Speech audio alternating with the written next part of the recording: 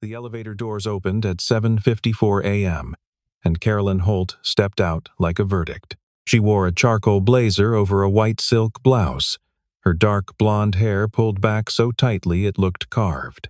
42 floors above downtown Chicago, the headquarters of Holt Meridian Capital occupied the entire top floor of the Strickland building. All glass and cold light and silence that felt designed to remind you of your place in the hierarchy. Most employees were already at their desks by 7:45. The ones who weren't knew better than to show up at all. Carolyn was 36. She had run this company for 4 years, since her predecessor retired and left her a firm with a reputation for precision and a balance sheet that made investors sleep soundly. She had not done it by being warm.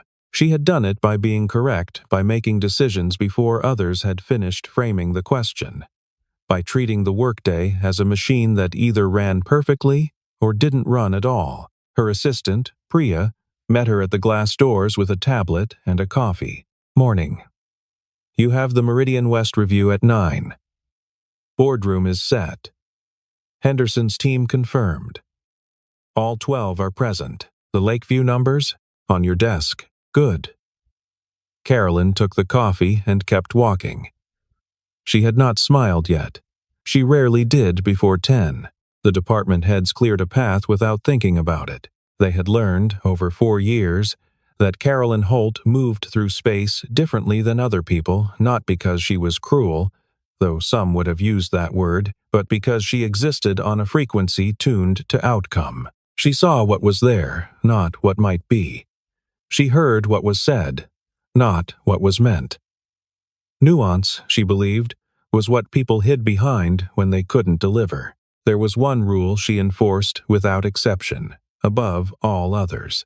Time, not as a personal quirk, as a philosophy. When you're late, she had told a new hire during her second week as CEO. You are making a statement. You are saying that your time matters more than everyone else's. I will not accept that statement in this building. She had meant it. In 4 years, she had let go of 7 people for habitual lateness. Not with hostility, with paperwork and a clean expression. The 8th was already inside the building that morning. She just didn't know it yet. His name was Daniel Marsh. He was 38 years old. He worked in the building services division, the people who kept the elevators calibrated and the HVAC running and the server room from overheating. Not glamorous work, the kind of work that only became visible when something broke. He had been at Holt Meridian for 2 years and 3 months, and in that entire stretch, his name had appeared in the attendance log exactly twice. Both times for arriving 90 seconds early. Daniel Marsh was, by every metric available, a reliable man. He was also, this morning, not here. His shift started at 7:30. By 8:15, there was still no sign of him. 2 of his colleagues in building services had noticed. Teresa Kwan, who handled electrical maintenance, had sent him 2 messages with no reply. Marcus Webb, the floor supervisor, had logged it as a no-show and flagged it to HR. He'd done it reluctantly, because Marcus had known Daniel for 2 years and knew that no-show was not a category Daniel belonged in. But the flag had already been sent, and Carolyn Holt had already seen it. The boardroom at Holt Meridian seated 20.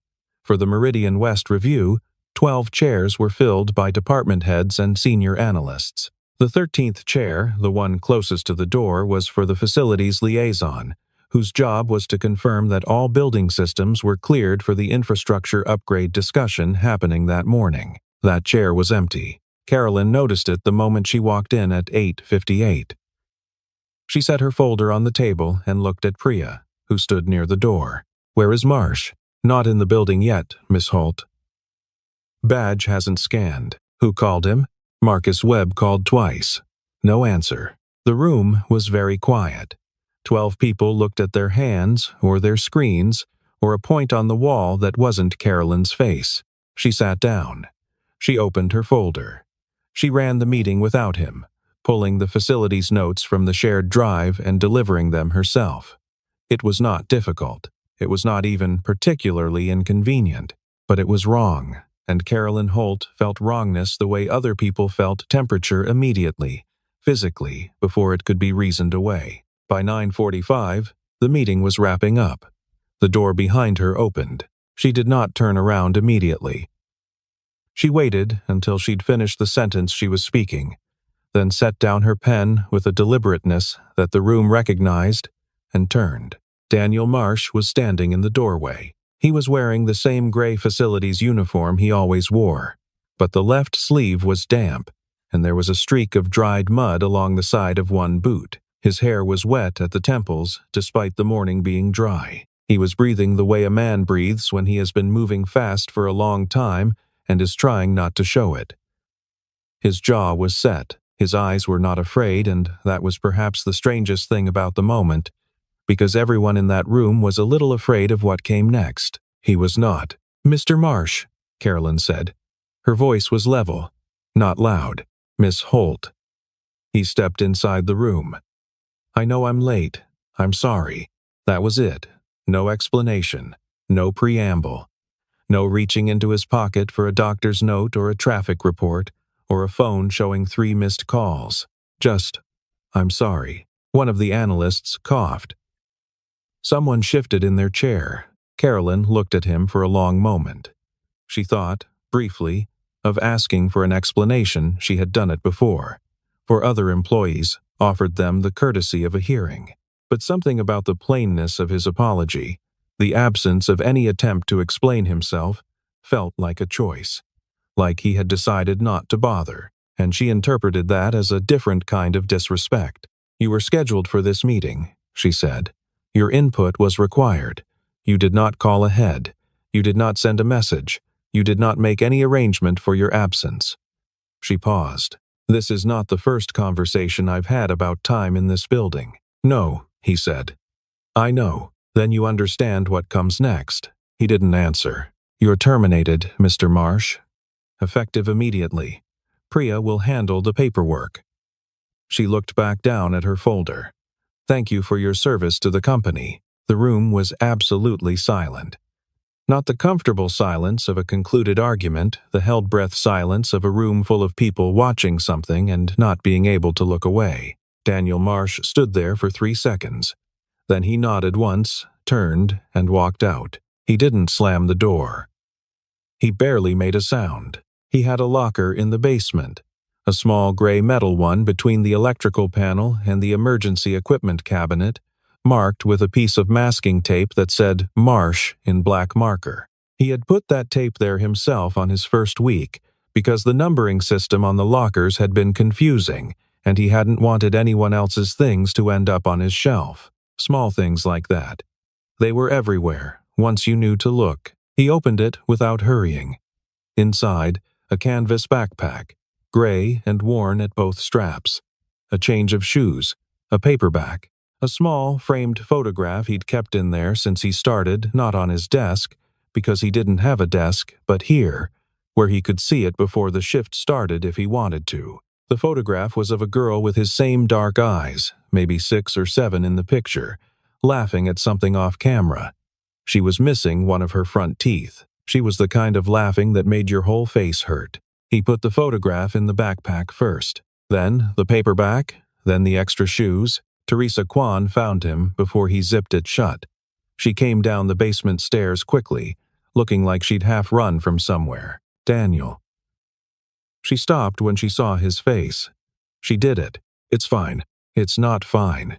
"Did you even tell her what—" "It doesn't matter anymore," he said. "Of course it matters. You should go back up there and tell her what happened." "She doesn't know. She fired you, and she doesn't even know." He zipped the backpack. "Daniel, I'll be okay. Teresa."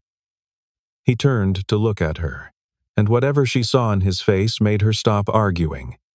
Not defeat, not bitterness.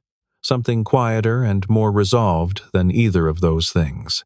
"Tell Marcus I said thanks. He was good to work with. You can tell him yourself if you just go back up there and take care of yourself." He put the backpack over one shoulder left arm only, she noticed. The right held slightly stiff and walked to the stairs. At the bottom of the stairs, he paused. She thought he was going to turn around, say something else. He didn't. He kept walking. Upstairs, in the lobby, two of the junior analysts watched him push through the revolving door and disappear into the street.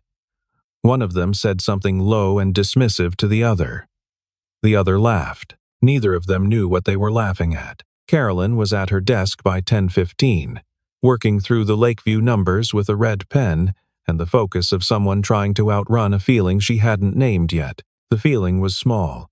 She was practiced at keeping small feelings small. The numbers were straightforward. A yield discrepancy in the Q3 figures, addressable with a revised projection model. She was 3/4 through the annotations when her personal phone buzzed on the corner of her desk. She looked at the screen. Lily's school phone. Lily was 8. She called from the school landline once a week to check in, usually on Thursdays. Today was Tuesday. Carolyn's hand was already reaching for the phone before her mind had caught up. Lily? Breathing first. Fast and shallow. The kind of breathing that children do when they've been crying so hard they can't fully stop. Carolyn stood up. She didn't decide to. Her body did it. Lily, what happened? Are you okay?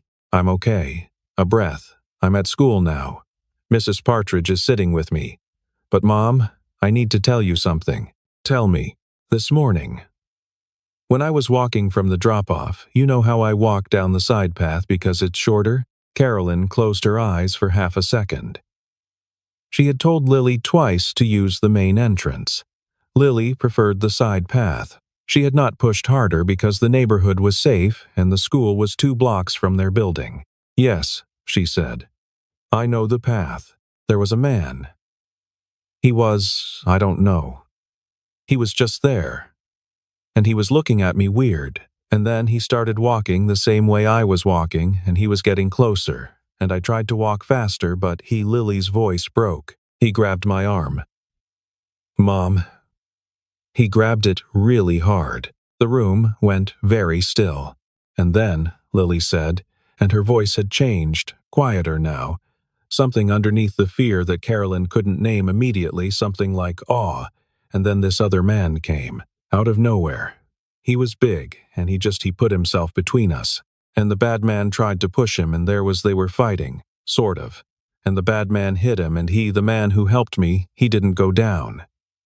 He stayed there. He made sure I was safe first. He kept saying, "You're okay. You're okay. You're okay." And I was crying, and he said, "Hold my hand." And we went to the corner, and we waited until a teacher from the school saw us. Carolyn's hand was tight around the phone. Lily, the man who helped you. Do you know who he was? A pause. He told me his name, Lily said. He works at your building, Mom. He said he'd been working there for 2 years. His name is Daniel. The pen in Carolyn's other hand dropped to the floor. She did not pick it up. He said his name is Daniel Marsh, Lily continued, her voice small and careful. I asked him if you knew him, and he said yes. He said he worked in building services. Another breath, slower now. Mom. He had blood on his face, from where the man hit him. And he was hurt, but he kept talking to me. He kept telling me it was okay until I stopped shaking. He sat with me on the curb for 20 minutes. Carolyn Holt sat back down in her chair. The Lakeview numbers were in front of her. The red pen was on the floor. And Mom? He didn't go inside when he left. He didn't go to a hospital. He went toward your building. Silence. He's the one you fired today, Lily said. Isn't he? It was not a question. The school sent her the police report at 10:47. She was already in the car, phone pressed to the car's speaker. Priya on the line pulling the building's security cross-references. Grove Street is 3 blocks east of the building's side entrance, Priya said. The school drop-off is on Weller, which runs parallel. If he was coming from Keys Clicking, if he was coming from the direction of the bus depot on Michigan, he would have passed through Grove. That's the direct route to our service entrance. What time do the city cameras log on Grove? I'm looking. City Archive takes 20 minutes to pull, but I have our building's exterior camera. He badged out, he never badged in this morning. But there's exterior coverage. Give me 4 minutes. 4 minutes. Carolyn sat in the back of the car and looked at the city moving past the window and felt something that she did not have a name for yet. Something with the shape and the weight of a stone she had been carrying for years without knowing it was there. She thought about the meeting. The empty chair. His face when she delivered the verdict. That particular stillness. She thought about what it would take for a man like Daniel Marsh, 2 years, not one absence. A masking tape label on a locker in a basement to arrive late. "I'm sorry." That was all he had said. Not, "I'm sorry, but you should hear what happened." Not, "I'm sorry. Give me a chance to explain." Just, "I'm sorry." Like a man who had already decided that the explanation would not change anything. Like a man who knew the system he was standing in, knew its rules, and had chosen despite everything to absorb the consequence rather than offer a defense that might still fail him. Her phone buzzed. Priya's voice. "I'm sending you the clip." She watched it on her phone. The timestamp in the lower corner said 7:31 a.m. The footage was from the exterior camera above the service door, angled to cover the alley approach. The resolution was clear enough. A gray morning, overcast, the light flat and honest. Daniel Marsh came into frame from the left at 7:31. He was walking quickly, the backpack on both shoulders, head down, standard morning pace. Then he stopped. He had heard something. Apparently he turned back to the left, toward the mouth of the alley, and was still for 2 seconds. Then he was moving again, this time fast, not walking, and he disappeared out of frame to the left. The camera didn't cover what happened next. It couldn't. But 2 minutes and 43 seconds later, he came back into frame. He was moving more slowly now. His right arm was held against his side. There was a girl with him, small, 8 years old, dark hair pulled back, her school backpack askew, her face turned toward him with an expression that even in low-resolution footage was unmistakable, pure and absolute trust. He walked her to the corner of the frame. He crouched down to her level, said something. She nodded. He put a hand briefly on her shoulder. Then he straightened, waited until someone, a school aide in a yellow vest, appeared at the corner and came toward them, and then he turned back toward the building. He stood at the service door for a moment. He seemed to adjust the backpack on his shoulders. The right arm was clearly wrong, held stiff, favoring it. He wiped his face with the back of his left hand. Then he went in. He went to work. He went to a meeting he had already missed, to face a consequence he already knew was coming, and he did not explain himself. Carolyn stopped the video. She watched the timestamp again. 7:31 to 7:34, 3 minutes elapsed from when he entered the frame to when he came back with Lily. 3 minutes. 3 minutes in which something violent and significant had happened to him, and he had absorbed it, steadied a frightened child, handed her to safety, and gone to his shift. "Priya," she said, "find out where he is." While the car was moving, she pulled his personnel file on her tablet. Priya had flagged it to her inbox. Carolyn opened it with the same clinical efficiency she applied to everything, expecting 2 pages of standard building services records. She got 12. Daniel Marsh, 38. Prior to Holt Meridian, 6 years with the Chicago Fire Department, Urban Search and Rescue Division. Before that, 4 years as a United States Army combat medic, 2 tours, awards.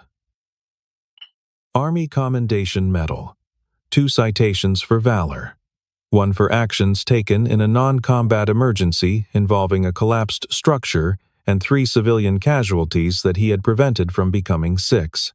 She read that sentence twice. After the fire department and the file had a note here from the HR intake team, a single line. Left CFD following personal bereavement. Certified EMT, lapsed. Applied for entry-level facilities role. No advancement requests made. She knew what personal bereavement meant. It was what HR wrote when someone had lost someone and didn't want to discuss it. She pulled up the supplemental file. It had been flagged by HR at intake as optional reading personal background submitted voluntarily by the applicant. His name was in the header. Below it, a paragraph he had apparently written himself, as part of a non-required cover letter for a facilities job that paid $31 an hour. My wife, Renata, died in March 3 years ago. I have a daughter, Cora, who is 7.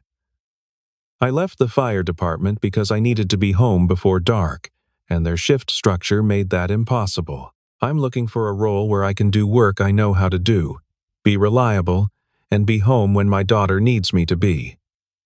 I understand this is not a senior position. That is what I'm looking for. Carolyn read it twice, then a third time. She set the tablet on the seat beside her and looked out the window. The car was on Michigan Avenue. The city was ordinary and relentless around them. A fire truck went past in the opposite direction. Lights on. No siren yet. She thought about a man who had been decorated for valor twice, who had pulled people out of rubble, who had spent 10 years running toward the thing everyone else ran from, who had then looked at a facilities role at a mid-size capital firm and thought, yes, this is what I need. To be home before dark. She thought about the empty chair. She thought about, I'm sorry. She thought about a 7-year-old girl named Cora, and a framed photograph in a locker in a basement. Her phone buzzed. Priya's voice, carefully neutral. He's at Street Clements. Urgent care, not emergency. He walked in on his own, about 40 minutes ago. Teresa Kwan called it in. She'd been tracking his phone's last known location. She said, a pause. She said she thought you'd want to know. Carolyn picked up her tablet. She looked at the file one more time, at the Army commendation, at the line about being home before dark, at the photograph she had never seen and would not see for another hour. Tell the driver, she said. The urgent care on West Division was small and clean and smelled like antiseptic and the particular anxiety of people waiting to hear something they didn't want to hear. A woman with a toddler in a carrier sat near the window. An older man was filling out a form with a hand that shook slightly. The television in the corner was showing a cooking program with the sound off. Carolyn Holt walked in wearing her charcoal blazer and her silk blouse, and the expression she typically wore going into difficult negotiations, and the woman at the front desk looked up and immediately understood that this was not a patient. I'm looking for a patient, Daniel Marsh. He would have come in about 40 minutes ago. I can't confirm patient information to. I'm his employer. She paused. Former employer. I need to speak with him. A beat of professional judgment from the woman at the desk. He's in Bay 3, she said. He said no visitors, but she looked at Carolyn's face. I'll let him know you're here. Carolyn sat in one of the chairs near the wall. She did not look at her phone. She did not review documents. She sat with her hands in her lap and looked at the cooking program on the television, unseeing, and waited. She did not wait long. He said you can come back.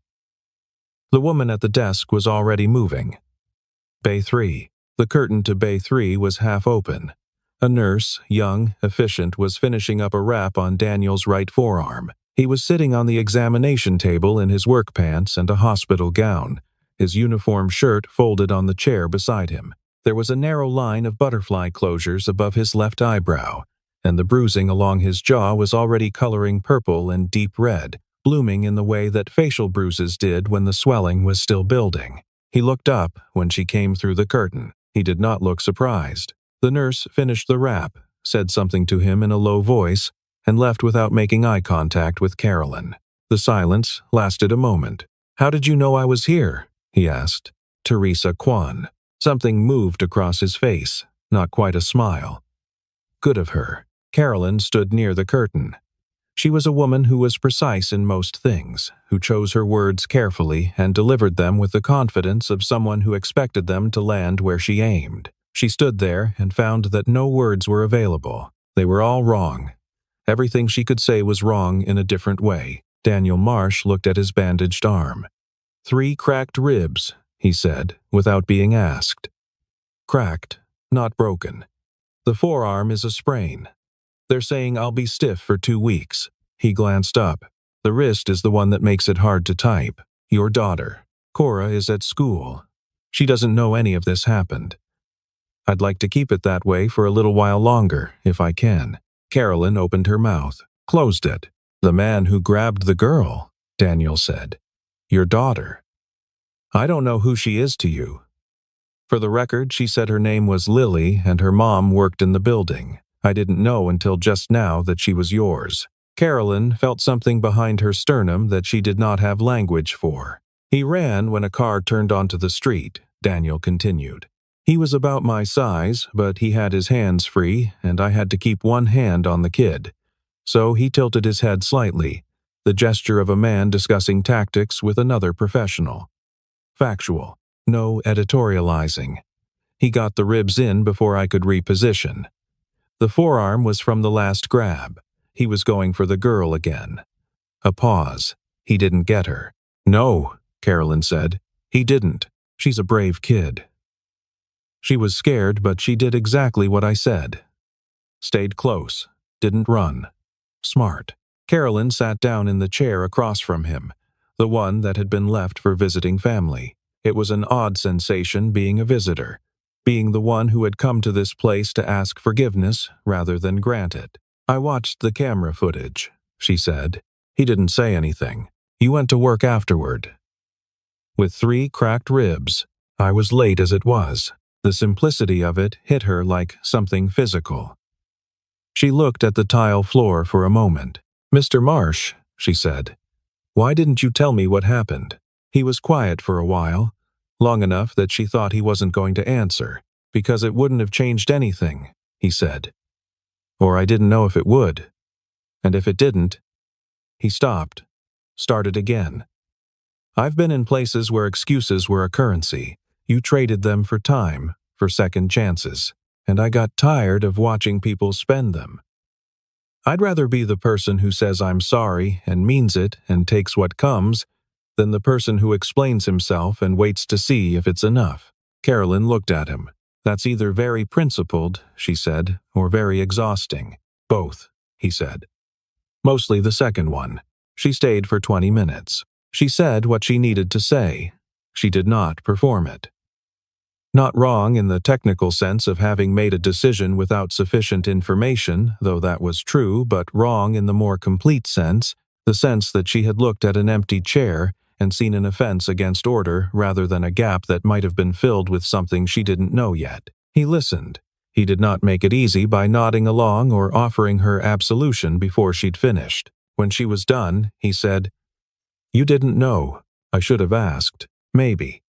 But you built a system, and the system had rules, and I walked into the system knowing what the rules were. He looked at his bandaged arm. I'm not angry at you. You should be. Probably. A pause. I'm tired more than I'm angry, if I'm being honest. She understood that sentence entirely. Outside, the sky had been building toward something all morning, and it began to rain. First, the kind of thin preliminary rain that serves as an announcement. Then, the real thing, loud against the clinic's narrow windows. The woman with the toddler in the waiting room made a sound of mild exasperation. The cooking program on the TV was still going. I want to offer you your job back, Carolyn said. That's the first thing. And I want to offer you a different role, something that reflects what you're actually capable of. Not building services, something in operations or emergency protocols. We have a safety director position that's been open for 4 months. She paused. It pays more than twice what you were making. You'd have a desk. You could set your own schedule within limits. You'd be home before dark. He was very still. That last part, he said. How did you know to say that? Your cover letter. He looked at his hands for a moment. You read my cover letter for a facilities job, he said. I read everything in your file. I should have read it this morning. She paused. I didn't, because I built a system where that particular information didn't feel necessary until it was. He was quiet for a long time. The rain ran down the window in shifting lines. I'd need a day or two, he said finally. Take whatever time you need. You're on paid leave as of now. For the record, he looked up at that. For the record, he repeated. A pause. Something that wasn't quite a smile but lived in the same neighborhood. She's a good kid, he said again. Your daughter. She asked me. While we were waiting on the curb, she asked me if I had kids. I told her about Cora. She asked if Cora was happy. I said I tried to make sure she was, she said. He stopped, and something in his face changed, softened, in the way that faces soften when a small and ordinary thing turns out to have been carrying unexpected weight. She said that sounded like something a good dad would say. Carolyn did not say anything. She didn't have to. Her daughter was at the kitchen table when Carolyn got home at 6, doing multiplication worksheets with the focused frown she had inherited from her father, who had been very good at math and very bad at everything else. Crayons were scattered across the other end of the table. A half-eaten apple sat on a paper towel. Everything ordinary. The babysitter, Gretchen, met Carolyn at the door. "She's been okay," Gretchen said, low. "A little quiet. The school counselor spent time with her this afternoon. She was asking for you around 4. Thank you." Carolyn handed over her bag. "I'll take it from here." Lily looked up when she heard Carolyn's footsteps. For a moment, they just looked at each other, mother and daughter, the 8-year-old with multiplication pencil still raised, the 36-year-old CEO still in her work clothes but standing differently than she usually stood when she came home, slightly less armored, slightly more present. Lily put down the pencil. Carolyn sat across from her at the kitchen table, among the crayons and the half-eaten apple, and reached across and took her daughter's hand. "Tell me everything," she said. Lily told her everything. Not the summarized version she had given on the phone, the full version, slow and detailed. The way children tell stories, circling back, adding things they forgot, describing the texture of the curb they sat on, and the color of the aide's yellow vest, and the fact that Daniel's hand had been very cold when she held it but steady, not shaking even though hers was. "He had a picture in his pocket," Lily said. "It fell out when he was crouching down to my level. He picked it up and I saw it was a little girl. His daughter," Carolyn said. "Cora." Lily's eyes got wide. "You know about her?" "I do. Now, is she nice?" "I don't know. I've never met her." Carolyn squeezed her daughter's hand. "Maybe you will, though. If that's something you'd want." Lily thought about this with the seriousness of an 8-year-old weighing something important. "I think I'd want to," she said. "I think she must be nice, because he was nice, even when he was hurt." She paused. "Mom, why did you fire him?" Carolyn was quiet for a moment. She owed her daughter the truth of this, not the version where she was the CEO and he was the employee and the rules were the rules. The other version. "Because I didn't ask the right question," she said. "I saw that he was late, and I made a decision before I understood why. I had all the information I needed to know that he was a reliable person, and I didn't use it. I used the part that was easy, and I ignored the part that was harder." Lily looked at her for a long moment with her dark, serious eyes. "That sounds like a mistake," she said. Not unkindly, just plainly. "It was," Carolyn said. "Did you say sorry?" "I did." "Did he forgive you?" Carolyn thought about the clinic, the rain on the window. "I'm not angry at you."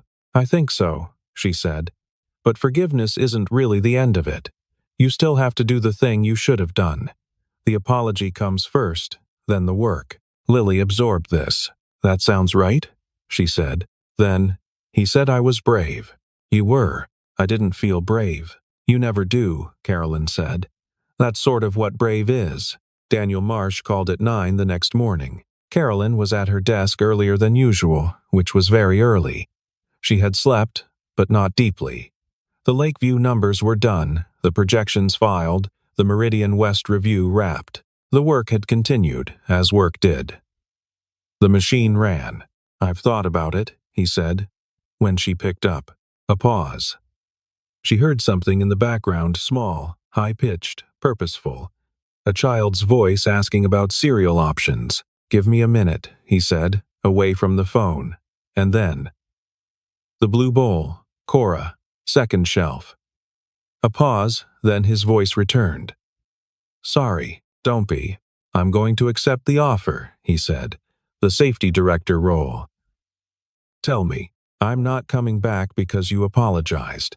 I'm coming back because it's a good job and it pays well and my daughter needs stability.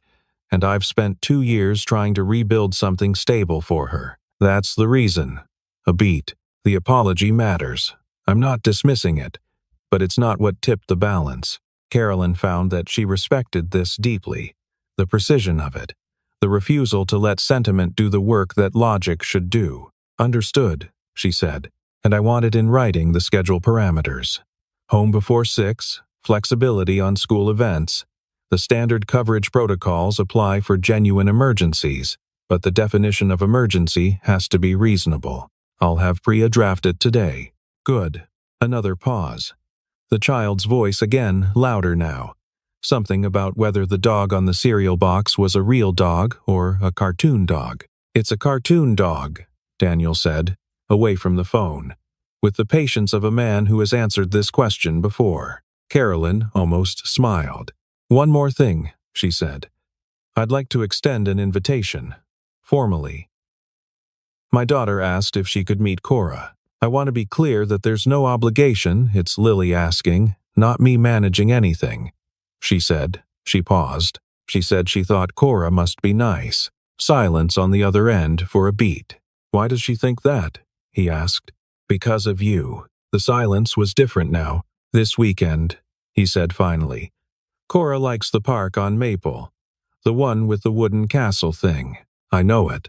Saturday morning. 9:30, if that works. It works. He said goodbye with the same directness with which he did everything. The call lasted 4 minutes. Carolyn set the phone down and looked at the Chicago skyline through her office's floor-to-ceiling window, gray and bright in the way it was on clear, cold mornings, and thought about the particular arithmetic of how much you could miss when you were only looking at what was in front of you. She thought about an empty chair at a boardroom table. She thought about a masking tape label in a basement locker. She thought about a man who had held a frightened child's cold hand on a wet curb and kept saying, "You're okay," until it was true, and then had gone to work. She thought about what it cost to be that kind of person, and how little she had understood of it when she was in the room making decisions. Saturday was cold and bright. The particular clarity that October brought to Chicago air so clean it almost hurt.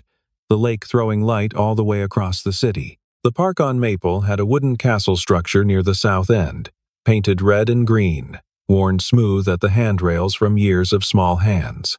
A tire swing, a sandpit that was mostly used in warmer months. On October mornings it attracted a specific type of visitor. Parents who had been indoors for 3 days, and children who could not be contained any longer. Carolyn arrived at 9:28. Lily walked beside her at a pace that was technically casual and actually quite urgent. Daniel and Cora were already there. Cora was 9, she had turned 9 2 weeks ago. Carolyn learned later, with her father's dark eyes and a green winter coat, and the particular fearlessness of a child who had been raised by someone who faced things directly. She was at the top of the castle structure when they arrived, surveying the park from the highest platform with the expression of a general satisfied with the terrain. Daniel was standing below, one hand on the rail, watching. He had color in his face that he hadn't had at the clinic. The bruising on his jaw was yellowing at the edges, starting to fade. He was wearing a dark jacket and the same boots with the scuffed toes, and when he turned and saw them coming across the grass, his expression was something that Carolyn was not sure she had ever aimed at anyone, and which she therefore did not immediately recognize. It was simple openness, nothing guarded in it. Lily was already pulling slightly ahead. Cora came down the castle ladder 2 rungs at a time, which was inadvisable, and landed on both feet at the bottom with a thud that would have alarmed most parents and did not alarm Daniel at all. The 2 girls looked at each other. Children operated on a frequency that adults had mostly forgotten, a quick and instinctive calculus of interest and compatibility that bypassed entirely the slow machinery of adult judgment. Cora said, "Do you want to go on the tire swing? I can push you really high." Lily said, "Okay." But then I push you, and they ran. Carolyn and Daniel stood 20 feet apart and watched their daughters climb over each other at the tire swing with the complete unself-consciousness of children who had decided the other was acceptable. Daniel came to stand beside her. "She was at the top of that castle for 20 minutes before you got here," he said. "She says she's mapping the park." She has a notebook. Carolyn looked. Cora did, in fact, have a small notebook tucked under one arm. Lily records license plates, Carolyn said. She has a system. She's trying to find 2 cars with consecutive numbers. A small silence. Not uncomfortable. How are the ribs? She asked. Fine. Better. A pause. I start Monday. Priya sent the paperwork Friday. She's efficient. She said to tell you the Lakeview secondary projections came in 6% above forecast. Carolyn looked at him. You talked to Priya about work projections?